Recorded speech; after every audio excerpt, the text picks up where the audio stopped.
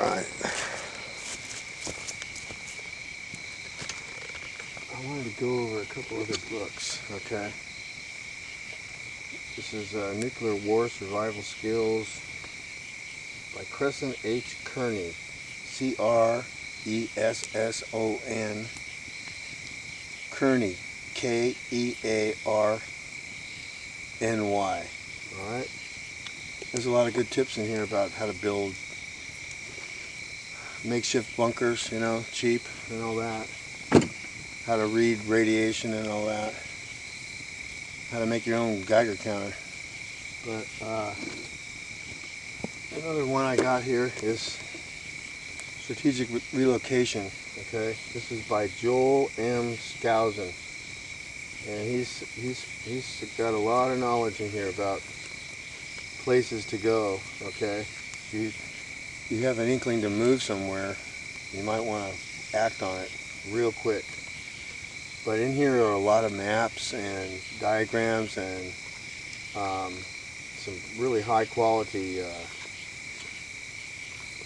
maps, okay, that show you, different risk areas you don't want to be near in the event of a nuclear attack on the United States, and places that are safer, okay.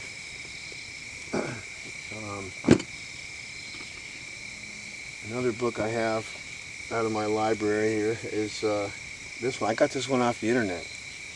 It was on one of those little ads, and this was written by a CIA dude, Jason Hansen, okay. And there's a lot of good little tips in here about self-defense and things to do and things not to do, okay. I mean, this will help an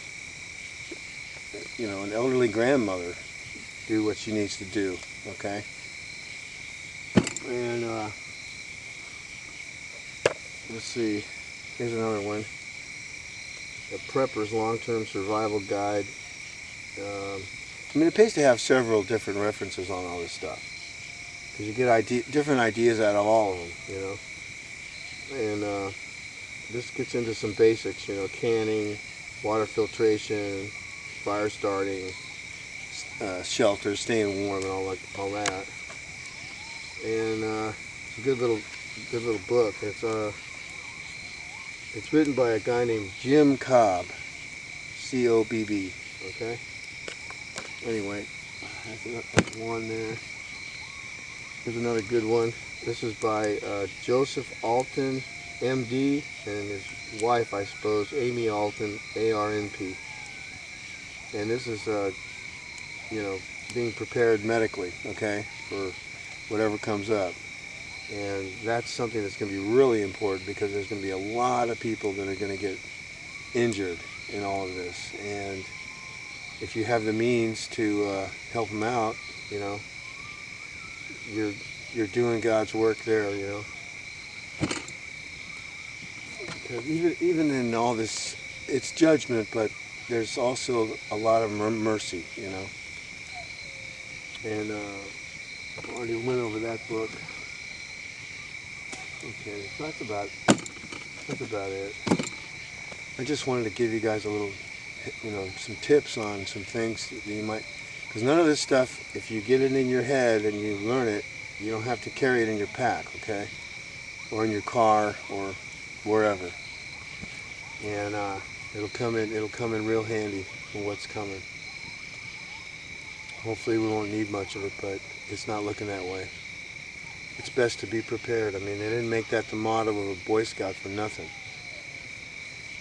And I've tried to live by it all my life, and I'll tell you what, many times I was so glad I was prepared, And it could be something just as simple as a flashlight, I would recommend you carry a flashlight with you all the time, okay? I can't tell you how many times this thing has saved my butt. And I was in the Northridge earthquake back in '94, and the circumstances I was in, I happened to have this on me at the time, and I could see what I was doing in the dark because there was no power. And there was glass and broken stuff and stuff had fell over and it was a mess, you know. And I was able to navigate through my house, let alone get outside and look around. But I was able to get everybody out of the house in a safe place. So, you know, you just never know. You know, I tell you what, it's worth its weight in gold, and I'm never without it. And a good knife is another thing to have. Okay, this is a very simple knife. I got it from a friend of mine. Made it for me actually. But it's a simple knife. You know, it's not gigantic or anything, but it'll do the job. And you know, it's just something. It's one of those things. This is probably one of the oldest tools to man. You know, and there's a reason. There's a reason. I use it every day. And another good thing to have would be a Leatherman, and have it on you too. I don't have mine on me at the moment, but my case busted. Otherwise, I would.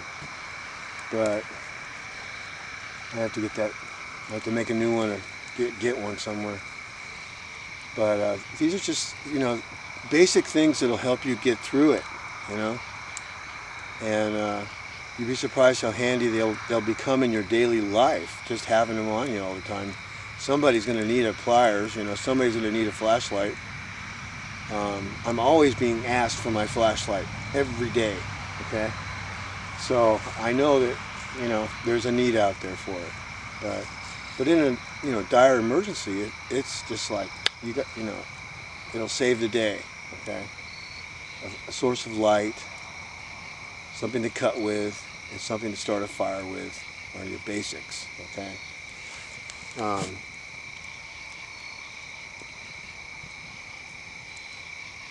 You know, the days are coming when they're going to come for our firearms, and it's not going to be good.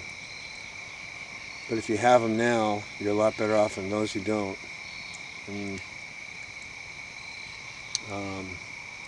that's how tyrannies operate, you know.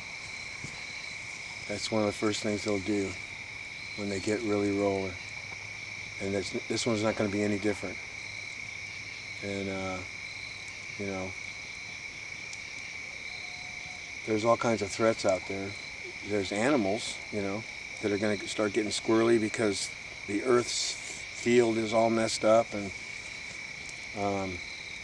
you know, the Earth itself is messed up. And then you've got two-legged beasties running around. And they just brought a whole, you know, Queen Mary full of them, or several Queen Marys full of them. Heck, trainloads, literally trainloads. And they're not here to do any good, you know. Some of them maybe, but I got something the other day. I was just writing, you know. Sometimes when you write things, you pray and you write things, the Lord will guide you, you know. And it wasn't good. It was something I already kind of knew, but when I wrote it all out, it was like very sequential and very logical. And it was you know, there's a percentage of these people coming in here that are a force. Okay, they're being put up, they're being provided for. There are secret bases, and they're getting familiar with gear. They've been given a mission, and that mission is pretty detailed. They have maps, they have zones of responsibility, block by block, county by county. What else do we got?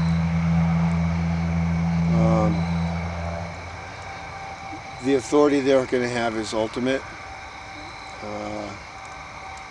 and they're going to go off the rails, you know, anyway, but there's going to be basically they're going to quash resistance. That's it. sperm donor. That's their mission. And confiscate weapons. And confiscate anything else that's of value. And sharing the booty, okay? And it's going to be really ugly. So keep that in mind. It's not to scare you or nothing. It's just the way it is. And that's the world we're really in right now. So I would, like Patrick Henry said, I'd rather know the truth and provide for it. So that guy was smart. If you've ever read any of his stuff, read his speech they gave in Massachusetts. And it lays it all out. 240 years ago he wrote it, and it applies to today. So anyhow, I just thought I'd give you a little heads up, And I'm going to stoke this fire up again and enjoy the night, the quiet. There was an eclipse last night. It was only a partial one, a very small amount, but it was enough to dim the light a bit. And it's not too cold right now. And it's nice. So I'm going to sign off here. You guys watch your six.